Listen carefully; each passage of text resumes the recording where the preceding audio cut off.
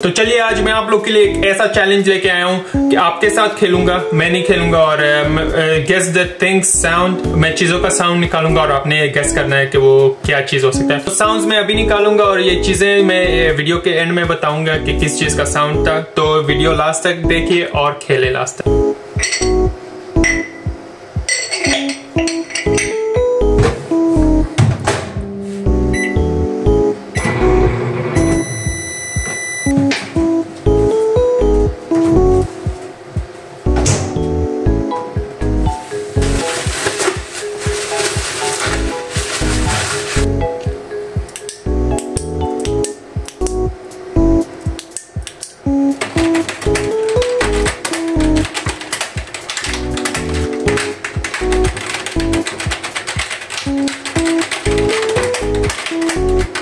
तो आप सबने गेस किया होगा और यहाँ पे अब मैं रिजल्ट्स दूंगा, तो रिजल्ट देखने के लिए रेडी हो जाएं। तो अब आप लोग मुझे ये बताएं कि आप लोगों ने कितना सही गेस किया और जो आपने गलत गेस किया वो कमेंट्स में मुझे बताइए। If you guys like it, follow for part 2।